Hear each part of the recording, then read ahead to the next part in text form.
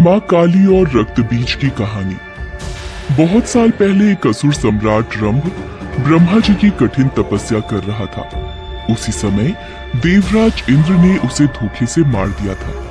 अगले जन्म में उसने रक्त बीज के रूप में फिर से घोर तपस्या की और ब्रह्मा जी प्रसन्न हो गए। हे दानवराज, मैं तुम्हारी तपस्या से बहुत प्रसन्न हूँ। तुम मुझसे इच्छा वरदान मांग सकते हो।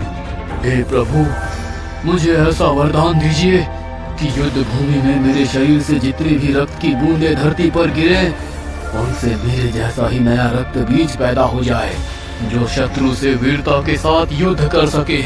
ऐसा ही होगा। जमीन पर गिरेगी, उससे एक और रक्त बीज का जन्म होगा। इस कारण रक्त बीज युद्ध में जैसे अजयी बन गया था। वह शक्तिशाली था और देवियों को हासिल करने की विकृत मानसिकता के साथ स्वर्ग पर राज करना चाहता था। उसने देवलोक जाकर देवी देवताओं पर हमला कर दिया। सभी को मजबूरन अपने प्राण बचाकर वहां से भागना पड़ा। पर रक्त बीज नहीं रुका। देवियों से मोहित होकर वो उनका पीछा करने लगा। देवी देवता परेशान होकर कैलाश पर्वत पहुंच गए और देवी पार्वती को सब कुछ बताया। देवी पार्वती ने सभी को पीछे हटने को कहा और खुद रक्त बीज का सामना करने के लिए खड़ी हो गई। रक्त बीज ने जब कैलाश जाकर देवी पार्वती को देखा तो वो उन पर मुग्ध हो गया। देवी पार्वती ने उसे लौट जाने का आदेश दिया। रक्त बीज हंस पड़ा और देवी पार्वती की तरफ बढ़ने लगा। देवी ने सामने रखा शिवजी का त्रिशूल उठाया और रक्त बीज पर प्रहार कर दिया। परिणाम स्वरूप रक्त बीज के शरीर से रक्त टपकने लगा और फिर ब्रह्मा जी के वरदान के अनुसार रक्त की हर एक बूंद से एक रक्त बीज का जन्म हुआ।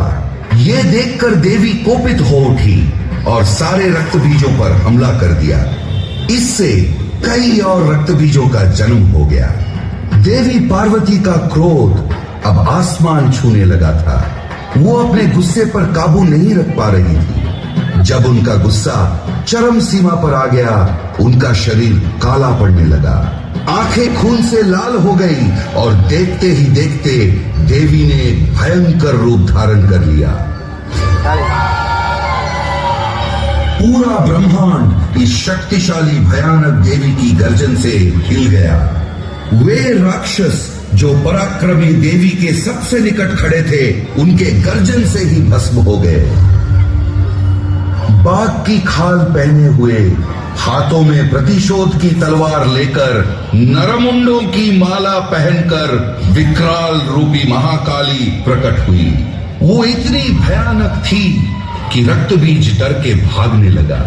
मां काली ने एक भयंकर गर्जन किया और रक्त बीज के पीछे दौड़ने लगी।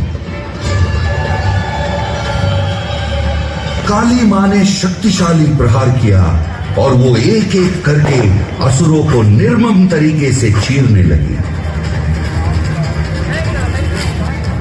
पर उससे और रक्त बीज पैदा होने लगे। प्रलय सी क्रोधित मां काली, उनके क्रोध से सारा संसार जलने लगा। उन्होंने एक हाथ से रक्त बीज के सर को पकड़ा और तलवार से उसके सर को धड़ से अलग करके उसे खप्पर में रख दिया, ताकि एक बूंद रक्त भी धरती पर ना गिर सके। फिर वो रक्त बीज के शरीर को निकल गई। काली मां की एक ही सांस में बाकी असुर भी उनके मुंह में समा गए और मां काली की चीरती हुई हंसी की आवाज से आसमान कांप उठा। इस तरह असुरों के नायक रक्त बीज का भयानक वध हुआ। उनके गुस्से ने जैसे खुद उनको ही अपने वश में कर लिया था। उनके तांडव से त्रिलोक में हाहाकार मच गया। सब कुछ तबाह होने लगा। देवी देवता चिंतित होकर महादेव के शरण में गए। महादेव भी कालिका को रोकने का साहस नहीं कर पाए। ऐसा लग रहा था जैसे कुछ भी नहीं बचेगा और फिर से जीवन का पतन हो जाएगा। महादेव के पास अब देवी को रोकने का एक ही रास्ता था।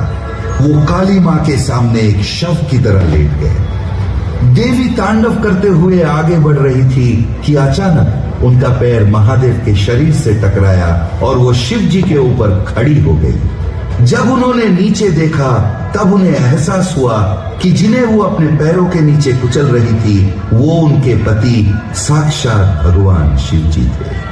तब जाकर मां काली शांत हुई। इस प्रकार खत्म हुआ रक्त बीज का आतंक और मां काली का तांडव। मां काली के शरण में दीपावली के एक दिन पहले काली चौदस मनाई जाती है। इस दिन को काली पूजा होती है और इस दिन को नरक चतुर्दशी के नाम से भी जाना जाता है।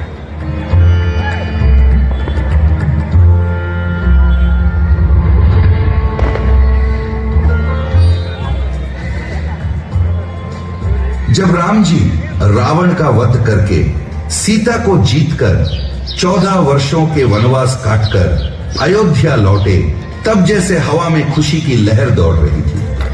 हर कली खिल गई और फूल मुस्कुराने लगे। अयोध्या वासियों का मन अपने राजा रघुवंश के उत्तराधिकारी दशरथ पुत्र श्री राम के लौटने पर प्रफुल्लित हो उठा। हर कदम पर दीप जलाए गए थे। अयोध्या नगरी जैसे एक नई दुल्हन की तरह सजी हुई हो। रावण पर राम की जीत, असत्य पर सत्य की जीत और राम जी के विजयी होकर अयोध्या लौटने की खुशी में मनाई जाती है दीपावली की ये त्योहार।